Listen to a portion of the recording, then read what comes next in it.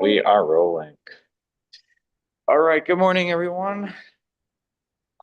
Hope you had a wonderful Shabbat. So just to remind us where we were, we are in Reish Ayin Zayin, where the topic is Shalaligrom Kibui Haner, and we were in Sif Aleph. We finished Sif Aleph, but just to review for a moment. So we talked about how the placement of a candle by a door can be problematic. What was that? Oh, you told him we did this? Yeah. So yesterday, last night at the end of Havdalah, he goes, don't blow out the candle. He goes, let's take it to the door. Okay. So we went and we did a little experiment yesterday, and there was not enough wind last night. So, but he actually said, okay, let's. I held the candle by the door, and he shut the door really fast, and it did go out. So, not every time though. We tried it a couple of times. The last time you obviously slammed it with enough force that it went out. The wind from the door, which we'll talk about a little bit today. The wind from the door. But we talk about it was a rabbinic zera really, because it's not a foregone conclusion that these things will always happen. But if the candle is by the door, one is not supposed to open the door. We talked about closing the door. Assuming that it's not about the door shaking the wall, then it would be a problem. Closing, opening, nothing. Everything would be a problem if it's going to cause an issue as a result of the door swinging open and hitting the wall. So we talk about all these different scenarios, and I think that was again we played through the svara, the reasoning behind each one of those scenarios. Now what we're going to do is we're going to look at Sif Beis. Sif Beis is an important is actually quite important because of its applications to other areas of halacha. And we'll talk about today as I promised last time, the refrigerator, opening the refrigerator, whether the motor is working or it's not working. How does that play into this? And also, Hinda had asked the question a few weeks ago of opening the door to one's house. Doesn't that automatically kick the air conditioning on? Or at least it hastens it. So we're going to talk about these cases as well that emerge from Sif Beis. In some of the extra commentary that I have in my edition of the Mishnah Berurah.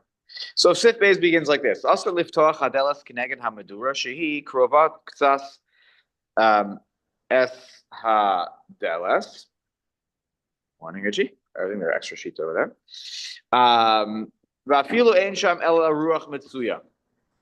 Aval im haya pasuach kenegda mutar lisagro ve'ein bo mishum mechaben.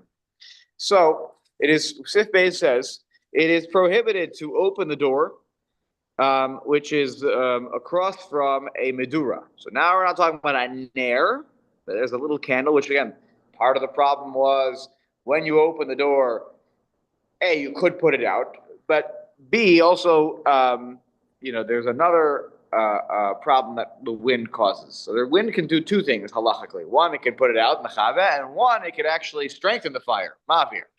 So here, the wind is not necessarily going to put the fire out. You need a hurricane to put a medura out. Medura is like not a candle. You have like a little fireplace, like a little fire going. So if it's connected to medura, she krova ktsas eladas, it's a little close to the door. It's not okay to open the door then.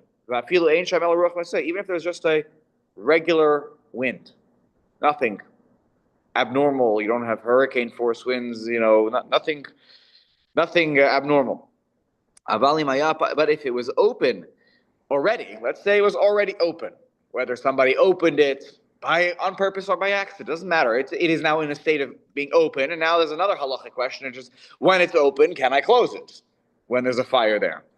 So it is permissible to close the door, and that's not a problem of mechabe, even though the wind is pushing in, even though regular wind is pushing in, and it is therefore actually strengthening the fire a little bit when the wind is pushing in, and by closing the door, I remove that air that is flowing in. That's not called mechabe, even though strength of the fire may come down a drop because the wind is no longer blowing in at the fire. That is not called mechabe, as we talked about before. That is just being me. That is me just being almost like mesir hamonea. I'm removing the thing that is preventing the fire from doing what it normally does. All I did was I closed the door, and the airflow. It's not to say I stopped any air that got in already. All the air that came in did its job. I just prevented further air from coming in and doing what it could do to the fire. But in both cases, whatever you do, candle in the Torah, whatever it may be, case is that you are actually influencing the fire. One way or another, you are influencing the fire. Even if you close the door because it's open. Yeah, I would say though it's. Could you repeat the question, please? Yeah, so Shlomo is saying at the end of the day, though, your actions are the cause of things that happen to the fire. I would say no. All I'm doing is I'm actually removing some. This is the halachic answer, right? What I'm doing is I'm removing something from the situation.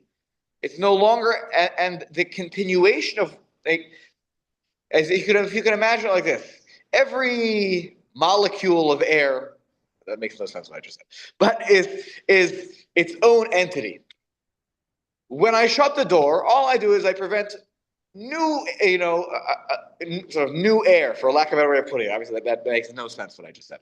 But new air cannot now flow in. I didn't remove the air that already came in. All I did was I prevented new air from coming in. That's very different than I took a fan and I turned it on and I started blowing it at the fire. Then my action caused new air to flow in that direction. Here I simply removed, or I put a barrier, I prevented it. So it's a very different, yes, look, at the end of the day, you and I can say that my actions had a consequence on the fire, but halachically, there's a difference based on what I just described. Yeah. So, and that's why that's not a prohibition, a violation of mechabe, of extinguishing a flame. Take a look at now at the Mishnah Berurah. Kineged hamedura, sif katan tes, right? That I can't open the door. Kineged hamedura, in front of the fire, in front of the fire. Mipnei sheharuach min hamenashev gorem lahavir hamedura yosef. It's not about mechabe at all here. This is a big fire. It's not going to go out because of a little bit of wind. The problem is because the wind will blow and cause the fire to kindle a little bit more. It'll fan the flames. Exactly. Better way to put it than I just did. Yes, it'll fan the flames. So this is the fear. I couldn't care less. The flames are a little bigger for a moment. Big deal. Doesn't affect my life. I couldn't care less. It doesn't. It does. I opened the door because I wanted to get in the house, or I wanted to go out of the house. I don't know. Or someone was at my door. So but nonetheless, it's a psik reisha. It's a foregone conclusion. If I open the door and the fire is across from the door, the little bit of wind that is blowing in will cause a little bit of mechabe. It'll cause a little bit of the fans, the fire to fan the flames a little bit. It's a foregone conclusion. That's what happens if you have any little bit of wind. It's going to happen. Okay, we're going to come back to that because that's an important jumping off point for the comment that we're going to make, right? This idea that even though I didn't have kavana, I couldn't care less. Nonetheless, it's still a problem because of secretion. Right? Sifkat and yod vafilu. This is talking about even if there's only a common wind. V'im ein sham ruach klal mutar. Now, if there is no wind at all outside, you're walking outside. When you open the door, my fire is on. I can see it through the window near my door. I see a fire on.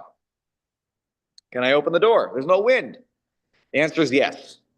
You can. Now, it's a little bit different than what we talked about in the previous case where we said we weren't so happy by relying on such a svar. Remember we talked about that. If there's no wind, we allowed it.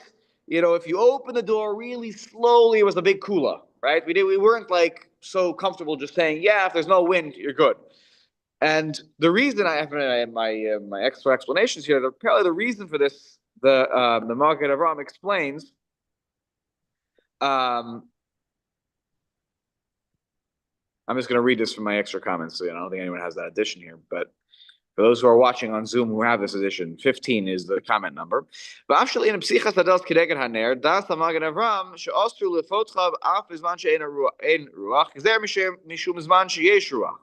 So in the last case, we said we don't like opening the door even when there's no wind because maybe sometimes there is wind. So the Magen Avram said, but the Magen Avram says, really, by the letter of the law, it should be fine to open the door. But when there's a common wind, in this case, when there's a Medura, it should be okay.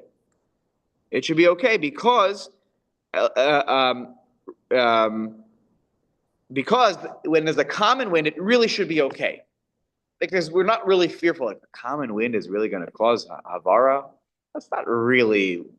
I know I said it before. Like maybe a little bit of fanning the flames, but it's not really fanning the flames. If you have a regular airflow, think about it in our own houses, right? Like the air is flowing because we have fans and things going all the time. Like it doesn't truly. Sometimes yes, you'll get the little flickering candle in your Shabbos candle, but imagine you've got a big fire in your fireplace. I'm not sure that that's really making much of a substantive difference. So, Ella goes but the regular, but if there's a common wind, the rabbis made a gzera because should there be an uncommon wind, then you'll have a problem.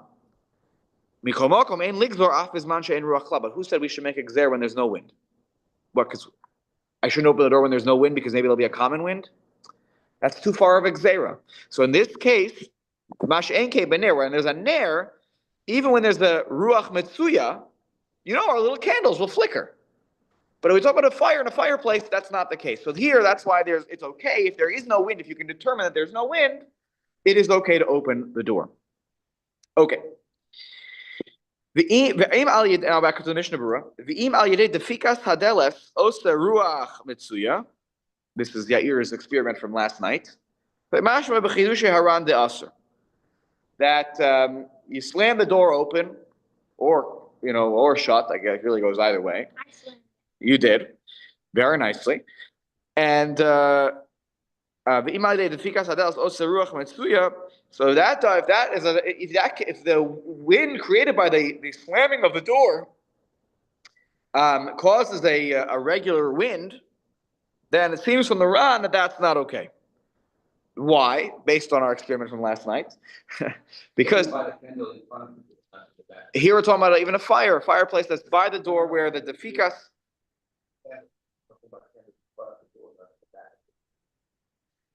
Just changing the word to fire, not a candle here. Yeah, but yes. Yeah, there's a fire. Yeah, it can be something like a bigger flame, not a candle, something more substantive like fire. It doesn't have to be a fireplace. A medura, literally. By the way, today when in Israel they talk about a medura, it's like a bonfire, right? Right. But it could be. It doesn't have to be a bonfire in halacha.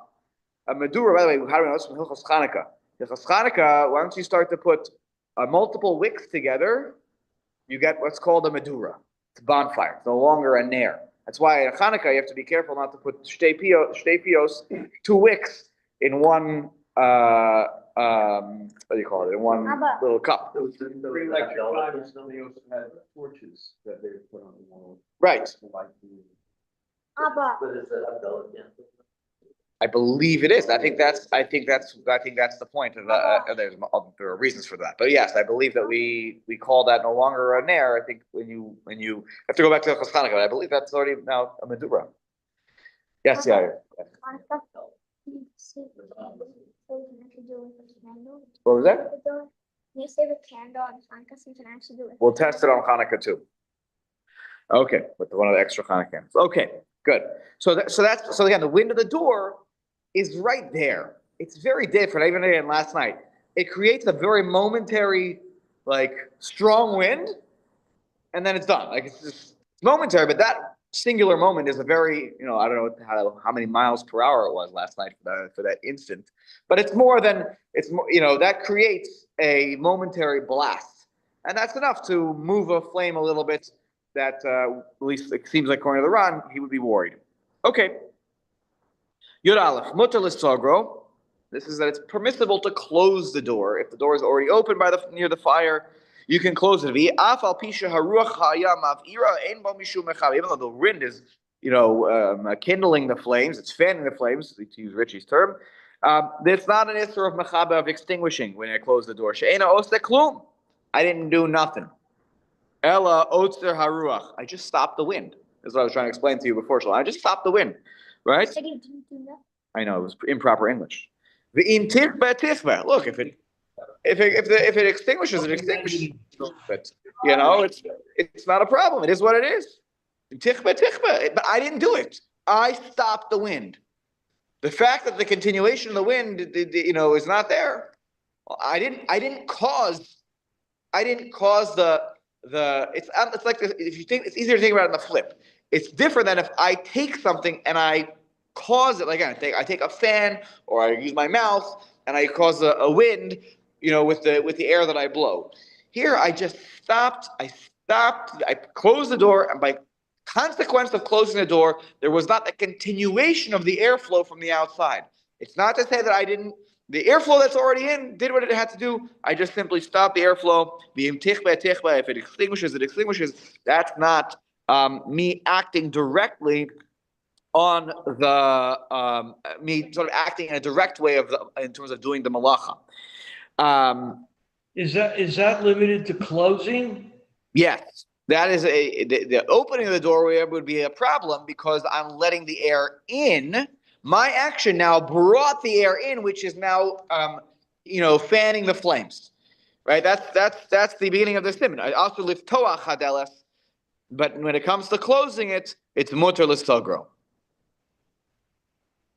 Okay.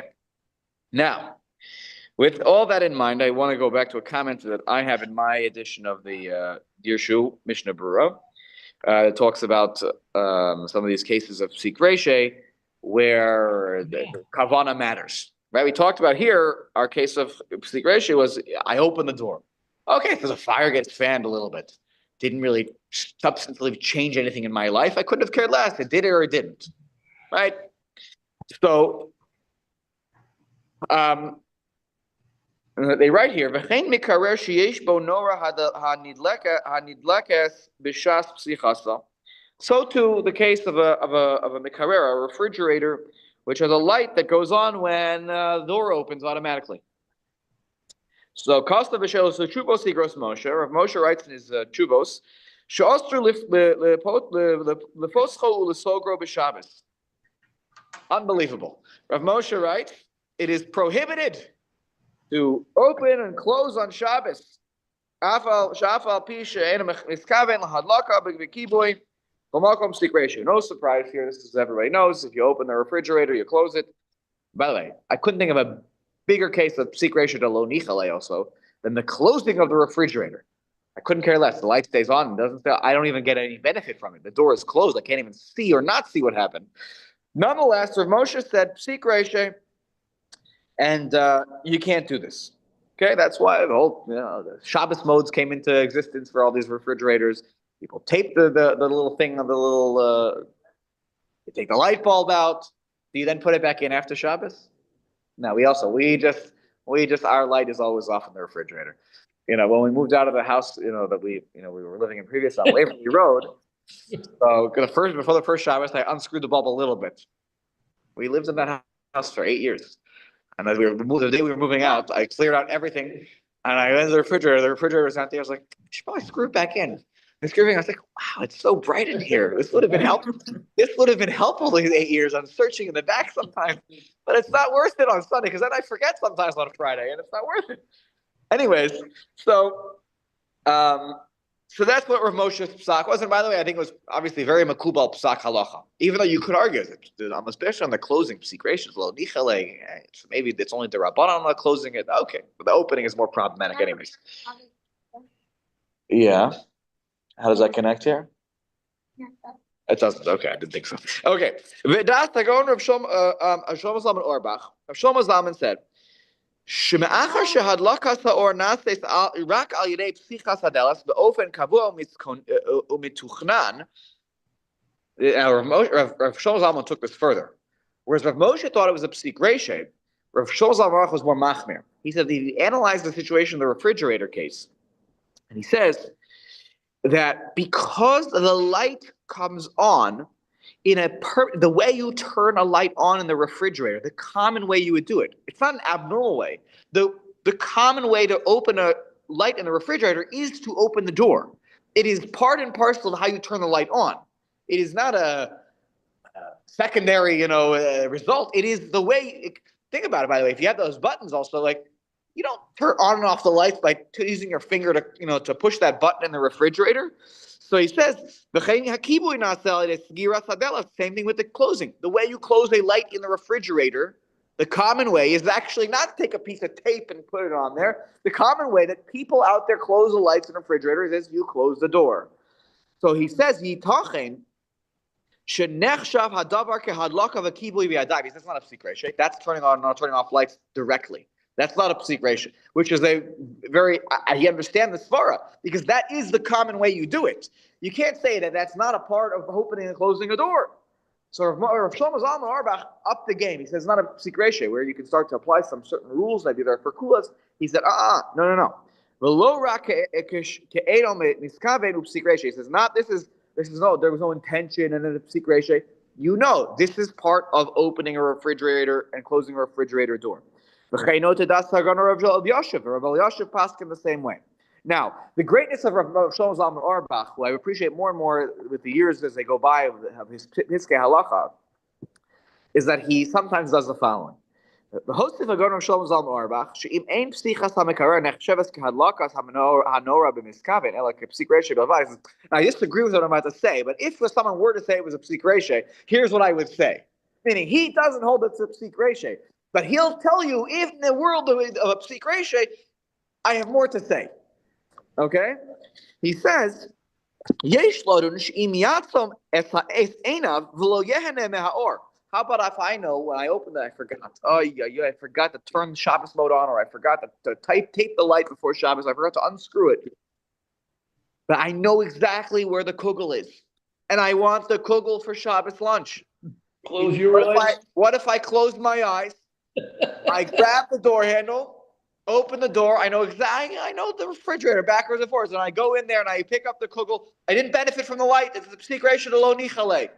Right? I didn't get any. So he says, Yitochen sheyeh mutar. If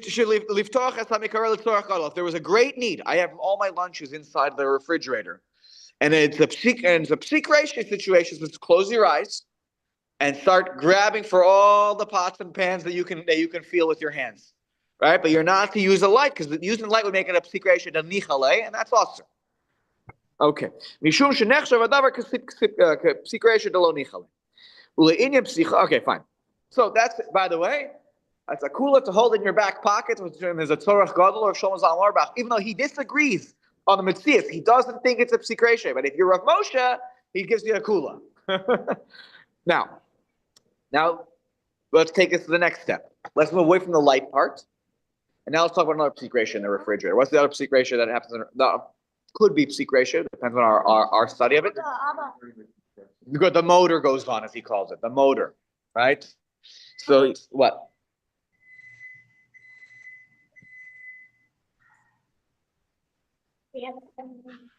Oh yes, I got it. Okay, understood. He says here, Vedas, the extra comments, Vedas achazonish. Now this is not wild. I get it. This opinion would make Shabbos really hard. Okay? The Chazon Ish says, Sh'af im ein nora b'mikarer. He says, forget the lights. Let's say you have no lights in the refrigerator. Asr lefoscho. You are not allowed to open a refrigerator on Shabbos. Keven shu poel al yadei thermostat. Because it works through the thermostat. What's he mean? Bier Harvnistan Carlos, he explains what is Rav Chazon Ish talking about. It should be prohibited to open the door when the minoah is the motor or an engine, right? A manoah, right? Okay, good. So the motor is not working. Because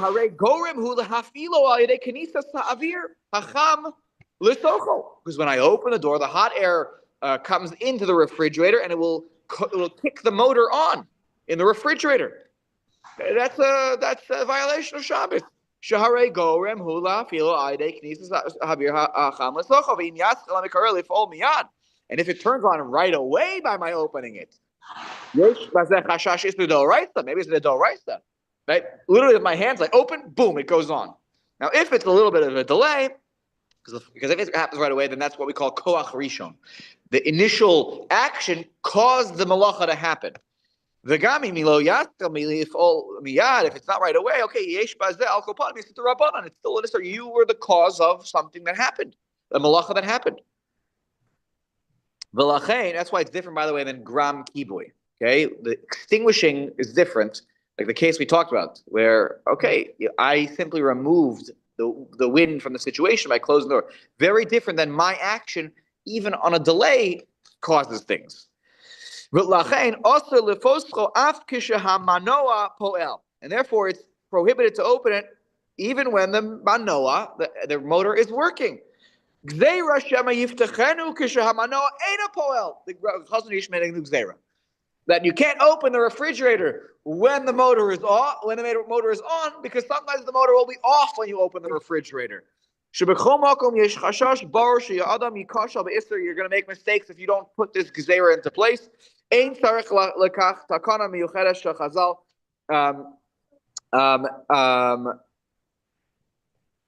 so you don't. Therefore, you'll make sure that you are. You're not violating any isurim of Shabbos. Now, what comes from the Chazon Ish's opinion is you don't have a refrigerator on Shabbos. Like you can't use a refrigerator. That would be a chumrah that is. It's almost like a gzeira she'ein a tzibur yachol lamod bo. It's like one sec. It's like there's a Chazal's a concept if you make that the rabbis can't make a gzeira if the tzibur if the majority of the community of the Jewish community cannot observe it.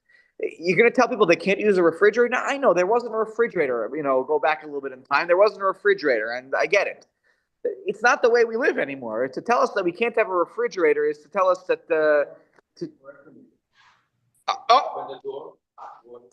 he's about to exactly mention now the opening of the door, how it kicks the air conditioning on, right? And you can say the probably the reverse also in the winter when the heat goes on, right? Even worse, because the heat, you are kindling a fire. With the air conditioning, you're causing a motor to go on. Yeah, what did you want to say, Ayer? Sorry. And there is a way to have a refrigerator. You just need to turn the motor off. Find a way to turn the motor off. Then your food won't be cold. Right, correct. Then all you're doing is keeping it as basically a cold box, which is not a bad strategy because at least it'll stay cold. If you have a sort of way to switch it off. But it's not so easy to turn the motor on. Like it's not. That's also not easy. Yeah, right. One might know exactly. Okay, meidach. On the other, we can't be super bachmer like the Chazon Ish. Oh, sorry, Simi. What do you want to say? Rav, didn't we learn in an earlier shiur about the Shabbos clock that you do have the ability when the light is on and you had unanticipated guests come, you may modify the turn off time on the Shabbos clock to accommodate your guests? Yes, Rav Shlomo Zalman was makil on this. Others were machmir, but Rav Shlomo Zalman. So why are we going nuts now with the idea of extending the time of the motor or whatever? There should be no problem if the motor is on.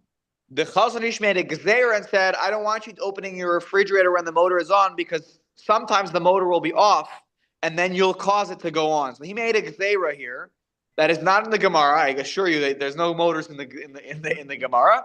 But the Chazon Ish was very machmir here, and he felt that you're going to make a mistake, and one time you're going to turn it on when the motor's off. So I can't have you turning it on.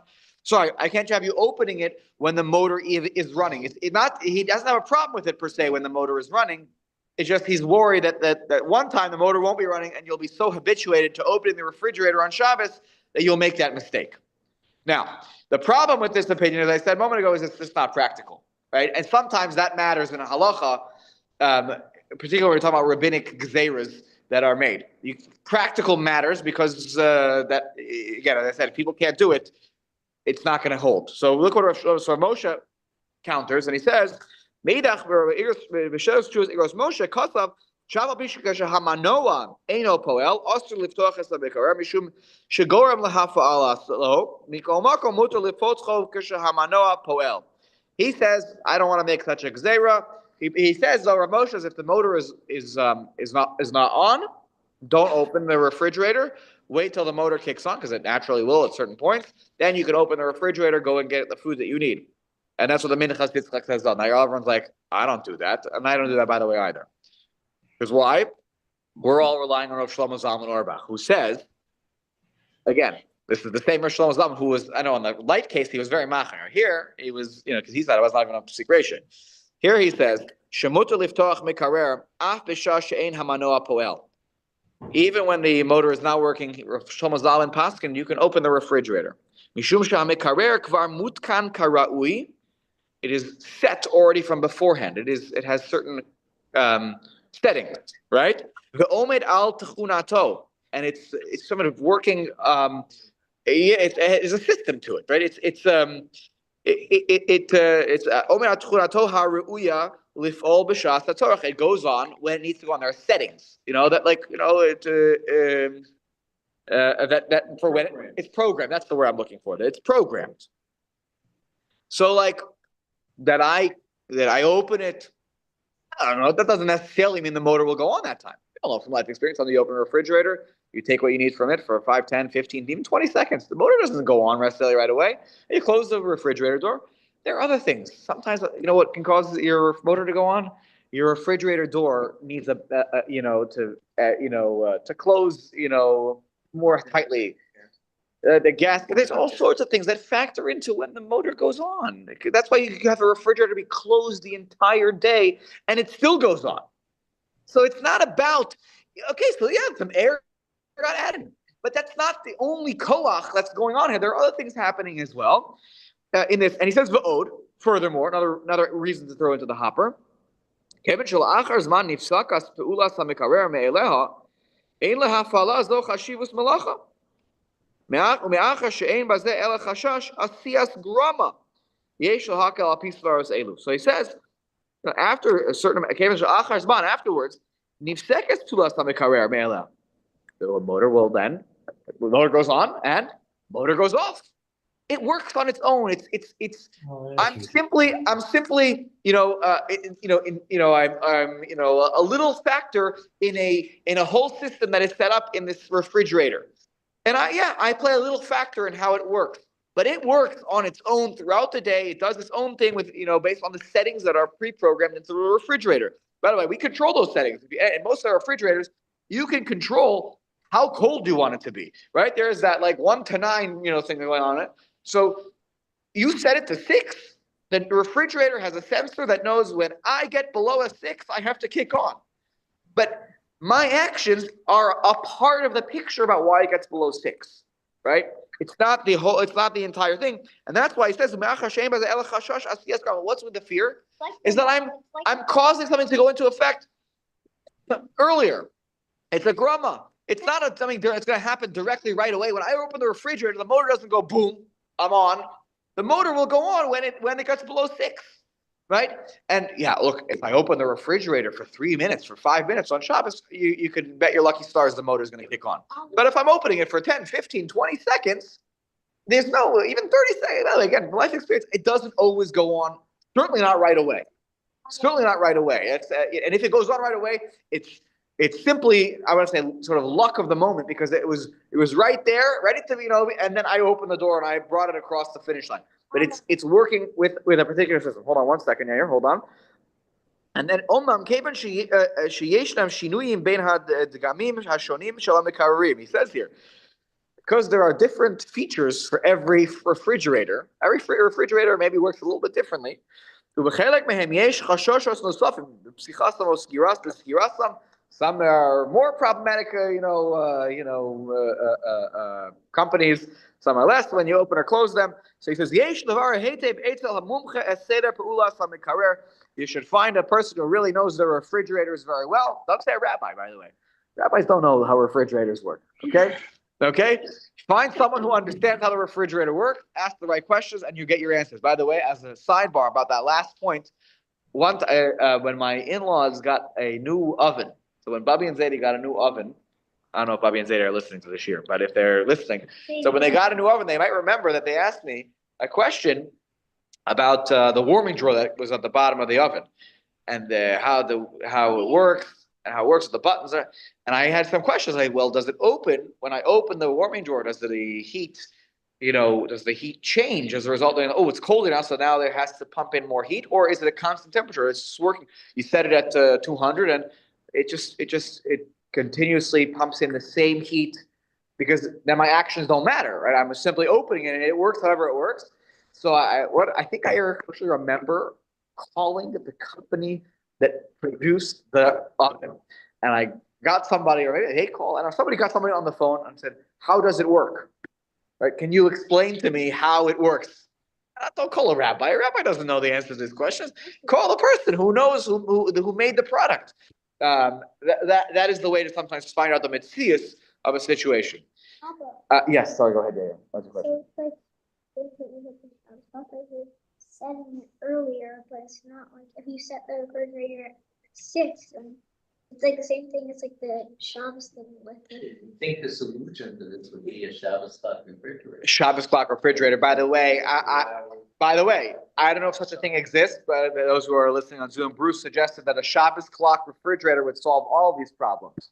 Right? You set it from beforehand. The refrigerator should be on from this time to this time, and this time to this time, and therefore the motor is not attached to your actions. The door is auto locked, otherwise so you can't open it. Right? So I don't know if such a thing exists. I've never seen, at least I don't know. I've never seen a refrigerator. But a lot of, You close it, it locks for like 10 seconds. That has to do with physics, I believe, not with that I can explain to you. a lot of refrigerators now have a Sabbath mode, and that's what you do. So it keeps the light off, and it does not allow you to, even if you keep the door open for 20 minutes, it's not going to necessarily trigger the motor. Oh, interesting. That's your Shabbos mode also affects the motor? Yes, and it affects the ice maker. It won't make ice on Shabbos. Right. So I know the ice maker is affected. And what else? The motor is randomized on Shabbos with the Shabbos mode? Yeah. So now you know why, folks. It's because of these chuvos. Right. That the motor, that's fascinating. But I think that I know that I'm no heg like Rav Shlomo Zalman Auerbach. I'm not paying attention whether the motor is on or off when I open the refrigerator. I don't have a Shabbos mode refrigerator. I've actually never owned such a thing. I look forward to the day when I have the happen, but it's not. Anyways, so $15,000. For $15,000, I get Shabbos mode, on my refrigerator. But I don't know that. But so that's interesting. So the Shabbos mode based on what Bruce is explaining here, or what Hinda and Bruce are explaining, the motor is also affected. That makes sense to me. Why that was created, because there are probably many who are machmir like Rav Moshe, who says Rav Moshe Paskin, you can't open the refrigerator unless the motor is on. It's very restrictive on Shabbos, because that means you have to be really paying attention. He's sitting in the kitchen. You have to have good hearing, and you have to be, your kids can't distract you at the right moment, and you have to be focusing. So the Shabbos mode, for those who follow Rav Moshe, the Shabbos mode refrigerator is a big deal.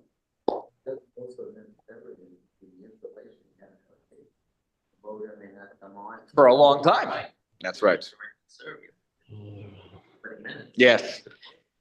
Okay, so now we dealt with that. Now let's talk about the opening of the door for the house. That too, but I imagine you still get close enough. Another point is, how would that work? You have Shabbos. It goes on more randomly, not based on whether the temperature is equal. So Bruce is just clarifying for those that how the Shabbos mode refrigerator works.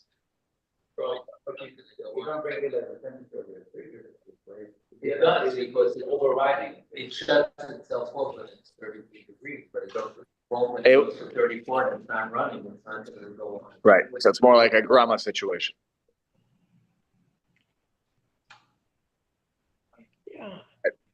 It's like some of those motorized scooters that we have on Shabbos. People will turn them on. It only starts randomly. It's not based on your. Sometimes people need to use a motorized scooter on Shabbos. So there's a grama to that. The way that they make it so that it's not is that the turning on function doesn't go on when you turn it on. It will just randomly, it could take minutes to turn on, it could take a few seconds. It's actually completely randomizes for when it would go on and off. Okay, or when it go on, I should say. Yes, again, we only use that only if you is a great need, meaning if there's a need for that. Why? Because they say if there's you can use an electric scooter. They say you can use an electric scooter. We'll get there, I'm sure, at some point in Hilchot Shabbos. I bet you. It says Yes. there's electric. Nah, not in the Shulchan Aruch, but this is the tshuva that was dealt with. Initially, it was dealt with by the poskim of the 20th century, like Rav Moshe. Okay. The kids are looking for a scooter heter. Yeah. They're like. Good one. Well, Yeah, Simeon, go ahead. it seems that just before your last couple of comments, I had the idea in my mind that the halacha is really focused on the notion of a pasik ratio.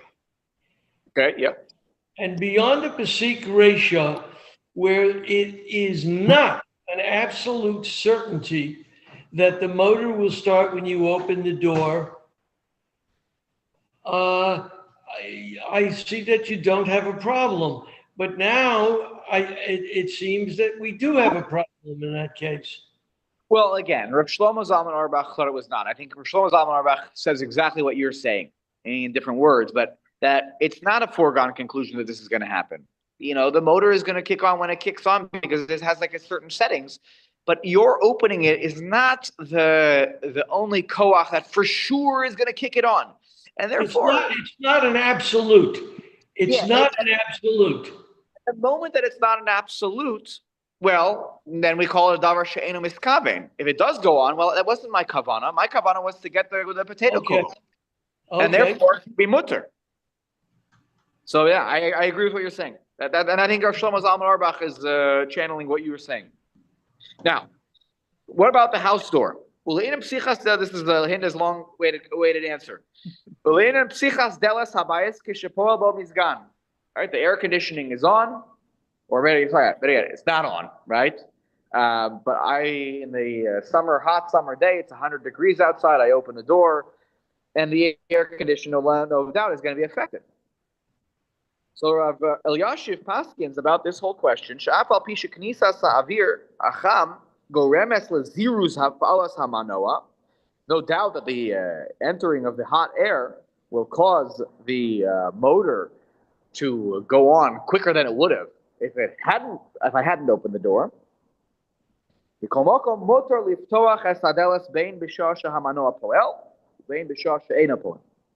Paskins motor, whether the air conditioning is on, off, doesn't matter. Right? It's worried about what's this? I think he's worried about the spark that turns on the, Better yet, we can flip this. What's worried about? Let's assume this is a heater. Okay, this is havara shelo kedera. Okay. Okay, let's explain. He's going to explain further. Meaning havara shelo kedera means it's kindling not in the normal way. Okay. The action here is not happening on the what's machshir? The what's it called? The units. The unit, the equipment. There are many things that cause the air conditioning to go on. Well, similar to a refrigerator, right? Could be that I have drafty windows and my windows don't close very well. Body heat from many people being in the house, right? By the way, if you ever stand near the thermostat, you stand near the thermostat. You put your hand there, the temperature in the house suddenly goes up, but it didn't really. So there are lots of factors that can affect the thermostat. But the action of the malacha happens. Where does the malacha happen? In my basement. Where's the thermostat? Somewhere else, right? That's upstairs. Maybe it's near the door, by the way, right? And since it's not the normal way, okay? And here's how I would explain what is shelo ela havar shelo kedera. What's he saying? This is not the normal way you would turn something on. How do you, with the normal way you want to adjust the heat or the air conditioning in the house? you go to the thermostat and you touch it. You twist it, you touch it, you push the buttons. Of course, the air conditioning and the heating will go on normally as part of the day, but the way that the normal way that I am a cause for it to go on, or whether it's summer or winter, the normal cause is me taking my hands, twisting the dial, pushing the button, whatever it is. That is the derech of how you do it. That is, you don't think about when you open the door. It's not something we think about. Oh, I'm changing the temperature in the house right now, and therefore everything is going to kick on. I know that because I know science, right? I know how things work. But when that's not the normal way. If I wanted to adjust the heat, I'll use it today. Today is Sunday. It is a little bit of a chilly day outside. If I want the heater to go on, what am I going to do? I have two choices. Either open the door and let the cold air in, or I can go to the thermostat and twist the dial. What am I going to do? I'm going to twist the dial. I'm not going to open the door and that's not the normal way to turn the heat on in the house. It is a way that the heat will turn on in the house, but it's just not the normal way to turn it on. The normal way is, I'm cold, I go and I adjust the dial. So they enter the house and close the door behind you, which is the normal way of standing in place. That would be not normal. It's not abnormal in terms of the action, but it's not what we would call the normal way to do the malacha. Meaning the normal way to do a malacha.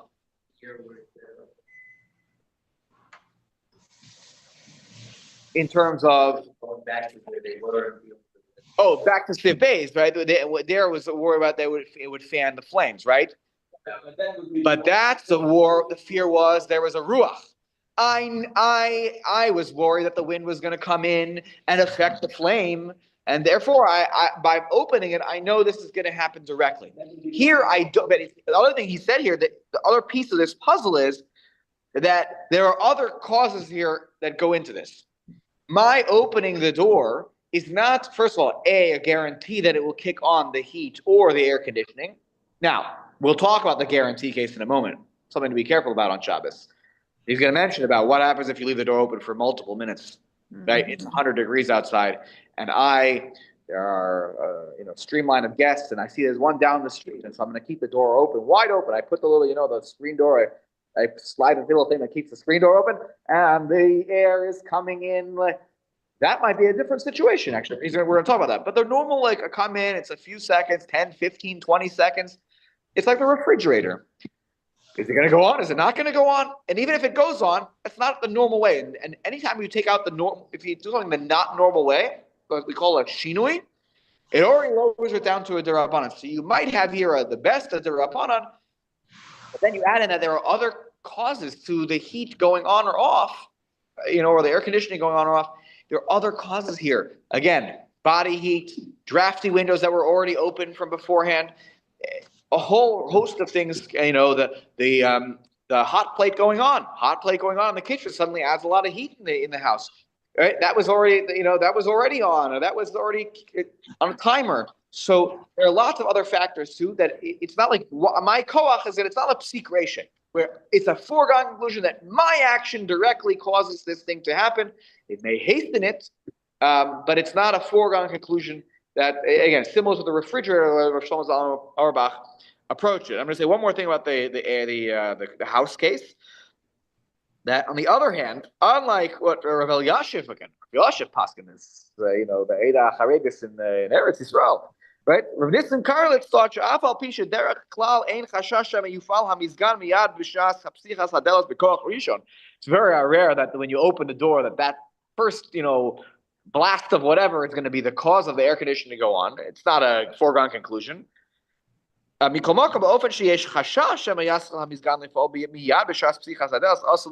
are actually concerned that immediately after you open the door, the air conditioner will kick on, he says, you got to be careful then. He says, forbidden to open the door. If you open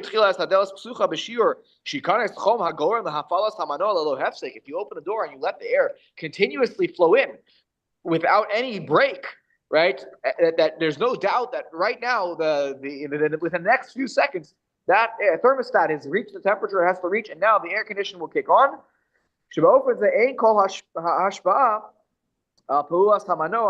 כשיפתחנה לגמרי. ישיר תחילה הדלת פסוחה בשיעור שייכנס חומר, לא הפסק, שבאופן זה אין כל השפעה על פעולת המנוע כשיפתחנה לגמרי. What's he saying here? Now I'm just trying with the last line here. שאופן זה, in this way, אין כל השפעה, not all the influence on the motor, on the working of the motor, כשיפתחנה לגמרי, as opposed to if I open it, וישיר תחילה את הדלת פסוחה בשיר שייכנס חום הגורם לפעלת המנוע ללא הפסק. Versus that, a little bit versus a whole. He's trying to say even if you open it a little bit, it's okay. As opposed to if you open the door wide open, then it's a big problem. But if it's okay.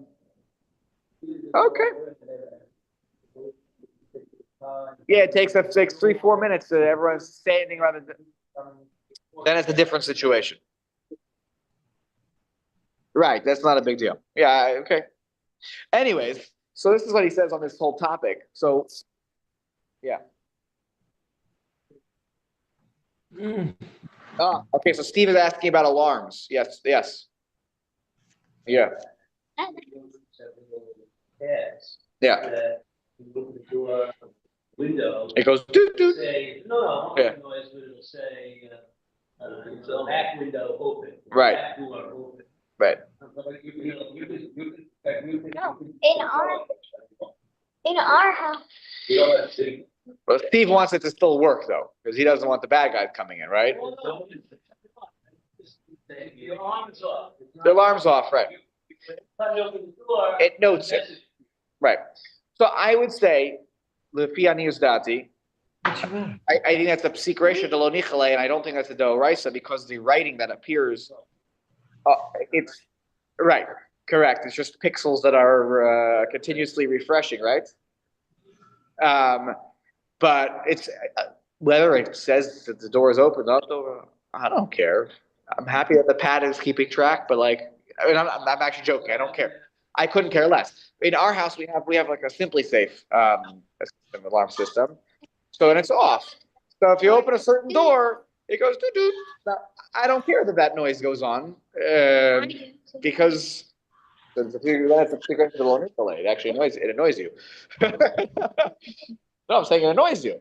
If the noise is like, okay, good, my alarm system is working. I don't care. Like I know it's off. I don't need it to be. I would love to actually disable the feature. If I knew how to do that, I'd be happy to like not have the little doot doot. I probably should. I probably could be able to turn it on. But like it doesn't like it's a psik reisha. The lo nichalei on an ista there's the rabban is on ista doraisa. So I probably should look in. I didn't know that it was possible. It probably is possible to just disarm, not to bypass. Sound. Like, bypass. I'll try. Yeah. Did you get your? Right.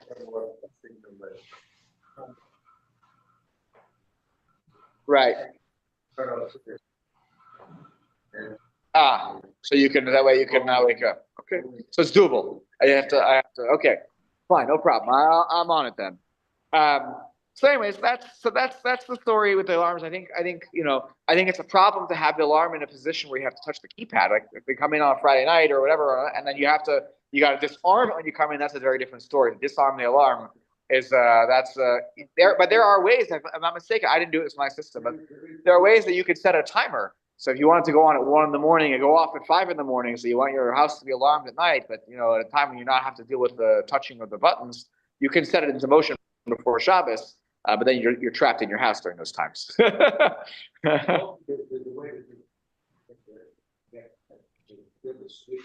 Yeah. Shlomo's saying that for those who want to do, but he's saying there's a way you can build a switch for yourself to cut off the system, for Shabbos. Okay, let's take a little venture into Sif Gimel, then we'll stop in about 2-3 minutes. Sif Gimel says the following: Shachach Ner al hatavla. Upstairs in the Shulchan Aruch. Yeah, we finished everything in terms of what's going on with the Sif Beis. There's one word and then it goes on to the next page. Shachach ner al hatavla. Forgot. Good. You forgot a candle on the tavla. Tavla is like a wooden board. So you can imagine maybe people use this as some sort of table for something. They used it as whatever their usage is. It was a big wooden board, and you forgot when Shabbos started.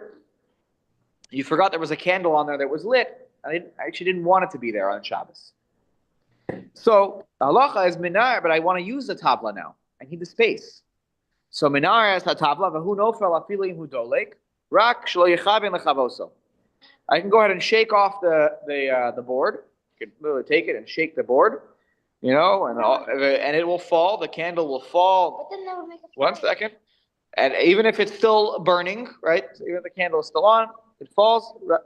As long as I don't have an intention to put it out, I don't care. It'll stay on. Does that stay on? Now, Yair, or he's like, "What did I? I'm your." That if that happened in our house, Abba would probably raise his voice to be like, "What are you doing?" And probably worse than that. Yes, the difference is, Yair, in those days, their houses, the floors were made of size of the Gemara and the dirt. Yeah, they were made of dirt. A fire on dirt doesn't do anything. Our houses today, that's the bigger, right? That's the halachic problem, right? In our day and age, I'd be very careful, right? You don't want fires going in any direction. Lots of things in our house are highly, highly flammable. But in the days of yore, that's actually not so long ago, right? Right? Many of unless you were very wealthy and you could afford to make yourself a fancy floor, right? The floor was dirt. In which case, when the fire hits the dirt floor, nothing. If anything, it puts it out, right? Yeah.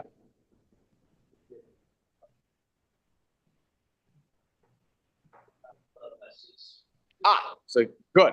So here, what's so good? So Steve asked the question, is like, wait, isn't the tabla a basis? It's holding up a candle, which is a prohibited item.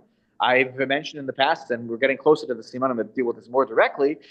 If I light the Shabbos candles on the Shabbos table, the table can't be moved. I can't, start shaking the table and whatever, and remove the candles and remove even after the candles have been burned out. I can't take the candlesticks and move them off. That's up to the candlesticks or abuses. So how in the world can I even shake the table to start with? Was that your question, Simeon? I saw your hand up. It wasn't my question, but it's a very good question. And I thought we learned that the table or the cabinet on which the Shabbos candles are lit has its same laws and regulations.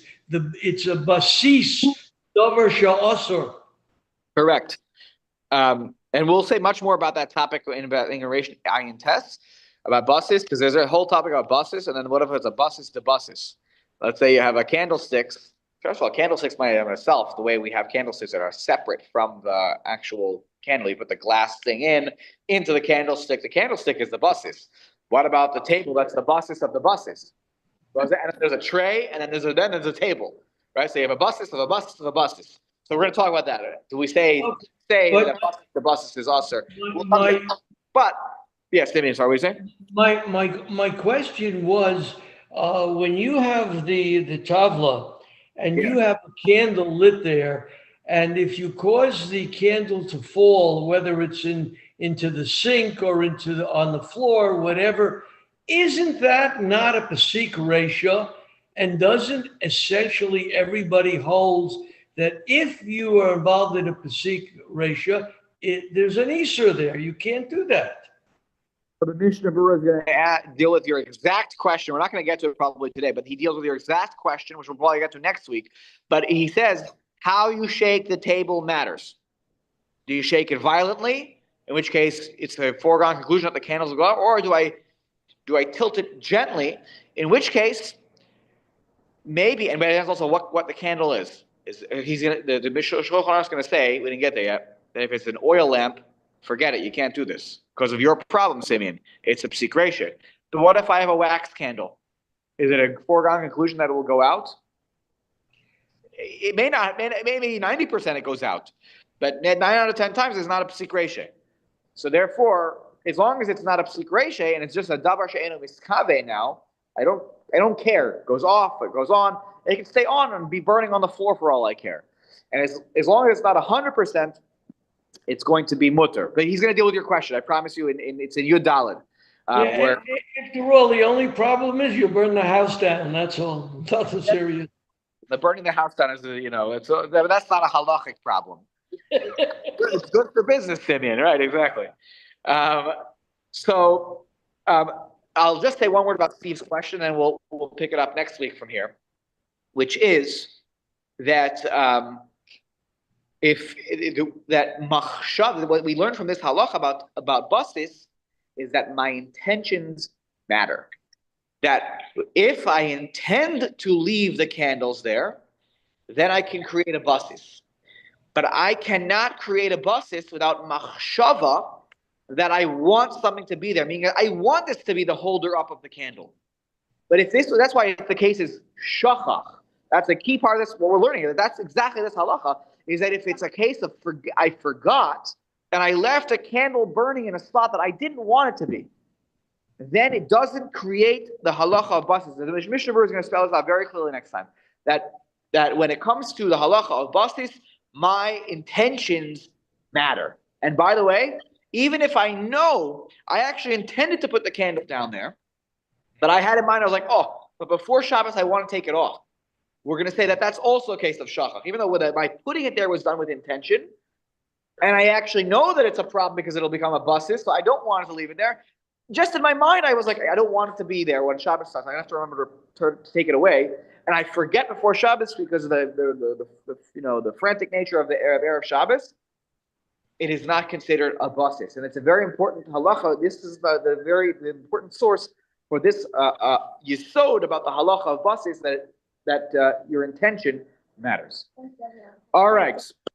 Have a wonderful day, a wonderful week. We're gonna pick up with this next time in Sif Gimel, and actually it's a big topic we're gonna talk about probably over the next few weeks. You too, Abba. Thank you. Can you stay on a minute? Yeah, go ahead, Timmy. I'll turn this.